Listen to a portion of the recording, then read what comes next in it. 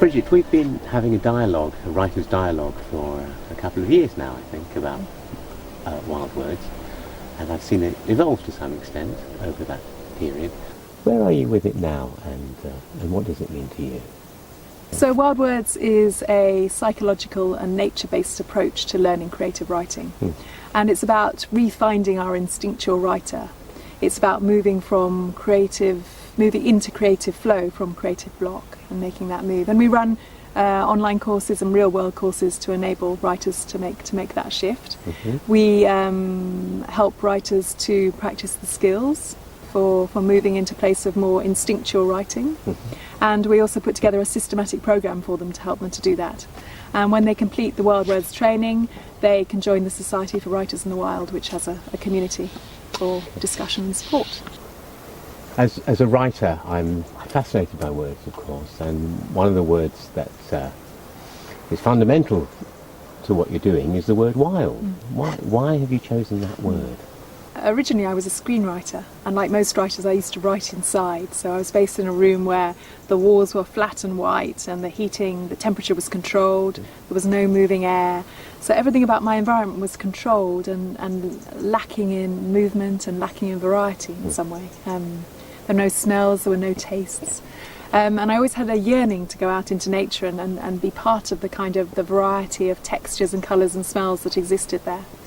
And when I did that, what I found was that my writing improved when I was in contact with my own experience in relationship to the movements and the qualities within nature. My writing was definitely better, and I enjoyed the process more. So there was always an innate connection for me between wild and words, wild and writing.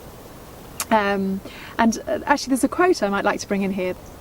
So Ernest Hemingway, in For Whom the Bell Tolls, writes a beautiful piece about the sense of liberation and freedom and really of creativity that we can experience in nature. And I'd like to read that, because that says something to me about what we aspire to as writers and what indeed we can achieve as writers in the wild. So he says, "But living was a field of grain blowing in the wind on the side of a hill. Living was a hawk in the sky. Living was an earthen jar of water in the dust of the threshing, with the grain flailed out and the chaff blowing. Living was a horse between your legs, and a carbine under one leg, and a hill and a valley and a stream with trees along it, and the far side of the valley and the hills beyond."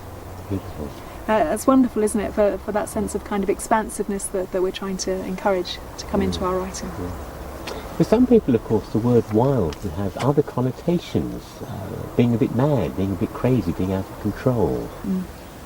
I think the word wild has been corrupted, actually, in our society. Wild, in terms of wild words, means very much like a wild animal functions. It's about being in tune with our environment, being in balance and equilibrium with our environment in order to survive and in order to thrive. And that's quite different, I think, as you say, from how we think about wild. We think about it as crazy or nuts or insane or unpredictable or out of balance. And that corruption of the word wild, for me, is very much about our relationship to nature. You know, we're frightened. We're very frightened of our relationship to the natural world, and that comes across in the way that we've corrupted the word. The opposite to the word wild would, of course, be caged, and I've heard you talk about the caged writer a number of times. What do you mean by that? I use caged, really, the caged writer, as the opposite of the wild writer. So for me, the word cage sums up that feeling we have as writers when we're very frustrated with our writing. We feel limited, or we feel our self-expression is censored. The limitations we place on our self-expression are huge often. Actually, there's a couple of poems I'd like to read about this, or extracts of them, because they really, for me, sum up that feeling, that frustration we can have as writers when we feel that we're blocked. And the first one is "I Know Why the Caged Bird Sings," which is a Maya Angelou poem. And I won't read it all, but there's some beautiful lines. She writes, "The caged bird sings with fearful trill of the things unknown but longed for still." And I think that really sums up that feeling we have of frustration as writers when we can't get out what we want to convey, and the kind of yearning we have for a sense of freedom within our writing process and our process of living as well. And there's another poem along the same lines, which is Rilke's The Panther. And he talks he talks of the experience of a panther in captivity. He says, it seems to him there are 1,000 bars, and behind the bars no world. And he also talks about the mighty will stands paralysed. And for me also that sums up both the freeze that we experience as caged writers, but also just that kind of hopelessness that can come with feeling like we can't say what we're trying to say and we can't get our passion, our power onto the page. So I think what I'm hearing here is that one of the things that holds us back in our unwillingness to go into the unknown is fear. Would you like to say a little more about that? As writers, when we experience fear, we have a tendency to distance ourselves from that feeling of fear. And often when I read work, the work that I'm sent to offer feedback on, I find that there are places in the writing where it doesn't come alive, where it's slightly dull, where I feel a slight distance from the experience of the character or the narrator. There are also times when I feel disappointed because there are scenes that are very dramatic and emotional where the author has suddenly skimmed over the surface of the action, or they've cut to another scene, for example. And these are the places where we can see reflected on the page the writer's process.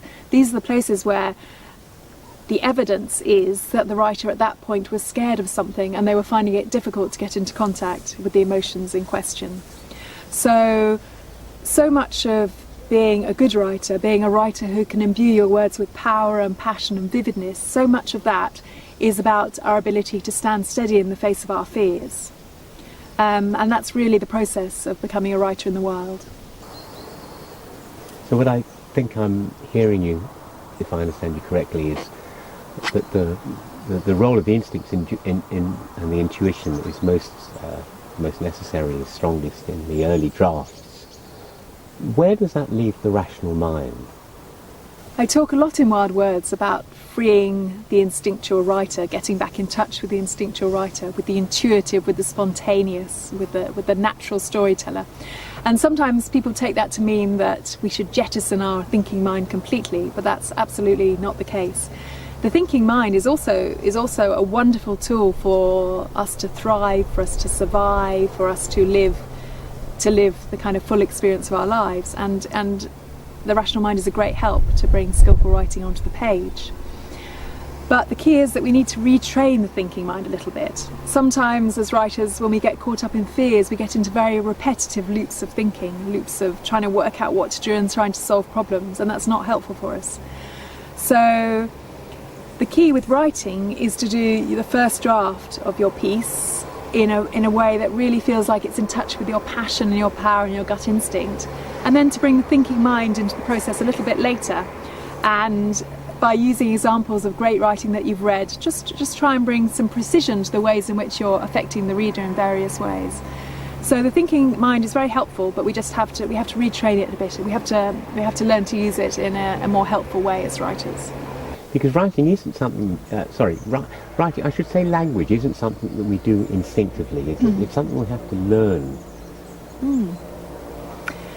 Yeah, it is, but we often believe we're not good at it when actually we are perfectly good at it. So it's a lot about confidence. It is something we have to learn, but many and most of us have learned that very early on in our lives, and we continue to learn that through our lives.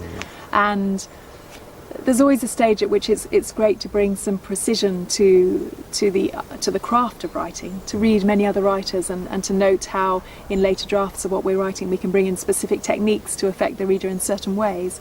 But that can't be the first and the primary thing that we do as writers. Otherwise we will come up with something that's very dry and very lifeless. Yeah. In conversations we've had in the past, you've talked about the need to be in touch with the senses. How do you see the role of the senses for the wild writer? Sensory experience for the wild writer is really key to how we bring aliveness and how we evoke a scene for the reader on the page. As human beings, we're not bad with vision. Probably our strongest sense is our vision. So writers often include quite a lot of colours in their writing, not always, but often. What we're less strong on is the other senses.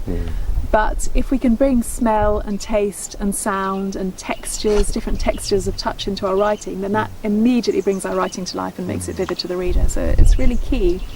And there's a secondary level as well in terms of wild writing with the use of sensor impressions, to do with the fact that if we have a lot of fear as a writer, and we all have certain fears as writers, but in order to deal with those fears, the best thing for us to do is ground ourselves in the present moment, and that will help to alleviate a lot of our fears, because many of our fears are imagined. Many of our fears are not actually real, even though we feel in the moment that they are very real to us. So our ability as a writer to come back to smell and taste and touch of our immediate environment is really good for kind of alleviating, lessening some of those fears and lessening some of the blocks that we experience as writers. I've heard it said that strong writing is the best writing, is writing that moves us emotionally. How do you work with emotions as a writing tutor? I've said before that it's very important in terms of the wild words process that writers are able to make steady contact with the things that they fear, and particularly with the range of emotions that we experience as human beings. And it's only if we can make contact with those range of emotions that we're able to put those onto the page. And it's only if we put them onto the page that the reader is able to experience what the character or the writer experienced. And how we transmit emotion to the reader is of vital importance as writers, because I believe that primarily the reason that people read is to feel. They want to go on an emotional journey, in the same way that the primary reason often that we write is to go on an emotional journey, a journey of processing and moving through various emotional states. So emotion is absolutely key and fundamental to writing and to the writers in the wild community. What's interesting though, if you read great writing, is that often, although an emotion is being described, that emotion is often never named. So quite often, instead of saying the character was feeling fear or anger or terror or happiness, quite often the author instead will just describe the bodily sensation that were going on with their character at that point in time, and through that the reader understands their physical experience and understands what the emotion was, without necessarily having to name the emotion itself. And what I'd like to do actually is I'd like to read a couple of quotes which are around the emotion of fear, sense of conveying fear in writing. And these are great examples because in each case the writer manages to convey fear without actually naming fear or talking too much about the general sense of fear. What they do is they use bodily sensations to convey the wider emotion. So George Orwell in 1984 talks about the character Winston experiencing fear, and he says his bowels seemed to turn to water. Winston could hear the blood singing in his ears. And that's so evocative, that idea of blood singing in someone's ears, and immediately you feel the sort of the pulsing of the fear moving through that character. And the reader will experience that fear themselves very viscerally when they read that. Hemingway, in The Short Happy Life of Francis Macomber, does a similar thing, and again beautifully evocatively. He says, the fear was still there like a cold, slimy hollow in all the emptiness, where once his confidence had been. It made him feel sick. Cold, slimy, hollow, that says so much, doesn't it, about the character's experience, and the reader can, again, very viscerally feel that in their own body. I'd also just like to mention Ian Fleming and the Bond books, because in Casino Royale he does something very skillful and very interesting, in that he describes, from the point of view of an external observer, he describes Bond's experience of being tortured. It's quite a horrible thing for an outside observer to see. But what's interesting is, again, he doesn't talk about the fear or the pain. He just talks about very precise physical details of behaviour in order to convey the experience to the reader. So Ian Fleming writes, Bond's whole body arched in an involuntary spasm. His face contracted in a soundless scream, and his lips drew right away from his teeth. At the same time, his head flew back with a jerk, showing the taut sinews of his neck. For an instant, muscles stood out in knots all over his body, and his toes and fingers clenched until they were quite white. Then his body sagged, and perspiration started to bead all over his body. He uttered a deep groan. So you're really seeing this character experiencing the pain and the fear and the horror of this. Also interesting to note how we're all animals. We all convey fear bodily in the same manner. You know, we all experience the same bodily sensations around that. So all those are beautiful examples of how we might bring vivid, alive writing onto the page. Much of what you are teaching, I've heard echoed both by psychotherapists and actually in the Theravada Buddhist tradition, which I know that you have some training in. Do you come at this as a psychotherapist, as I know you were trained as a psychotherapist, and also as a writing tutor? Wild Words comes really from a fusion of my experience as a psychotherapist and my experience of teaching creative writing, my experience as a writer, and also of Buddhist practice over a long period of time. So it's a fusion of many different things. But what I believe very strongly, and it's very key to Wild Words, is that writing begins with living. It's like we won't be a good writer, we won't be a writer who writes with depth and breadth and richness unless we're also a person who lives with breadth and depth and richness, unless our experience of life is very broad and very deep. So much of what I do is not necessarily to work with people around what they put on the page, but to work with them to find that kind of depth and aliveness in their own lives, in order that it's reflected then in their writing. And actually I'd like to read a couple of pieces around this, because what great writers bring to their writing is a real precision of detail, and that precision of detail and that evocativeness comes from being very, very in touch with a kind of a broad spectrum of the world around them. So in Gerard Manley Hopkins' journal, he writes about the sea. In fact, both these quotes I want to read are about the sea and about how you can bring great precision and beauty to how you might write about the subject of the sea. So in Gerard Manley Hopkins' journal, he writes, "The waves break in this order. The crest of the barrel doubling is broken into a bush of foam, which, if you search it, is a lace and tangle of jumping sprays. Then breaking down, these grow to a sort of shaggy quilt tumbling up the beach. Thirdly, this unfolds into a sheet of clear foam and running forwards." And so he goes on, this long paragraph that goes into this really precise and beautiful detail about the movement and feeling of a wave breaking on the beach. So you see within that a wonderful use of senses as well, wonderful use of sight and the sound of the sea. Equally, Virginia Woolf in The Waves writes very evocatively about many things, including the sea. But actually, what I want to read from her work is her description of a flower, just to show you how detailed good writing needs to be, really, and how much the reader needs to be absolutely aware of the colours and the sounds and the tastes and the details that they're observing. So, in The Waves, Virginia Woolf writes, "Flower after flower is speckled on the depths of green. The petals are harlequins. Stalks rise from the black hollows beneath. The flowers swim like fish made of light upon the dark, green waters. I hold a stalk in my hand, I am the stalk. My roots go down to the depths of the world, through earth dry with brick and damp earth, through veins of lead and silver." Lovely, lovely writing, beautiful writing, and full of colours and sensations and textures. Wonderful.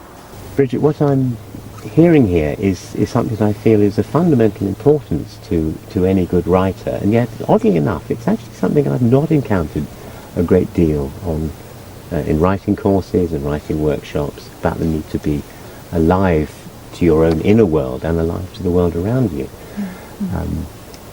How are you taking this message out to the writing fraternity?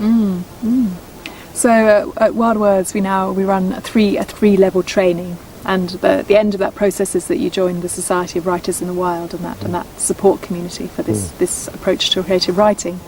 And we're offering online courses and real-world courses to do that.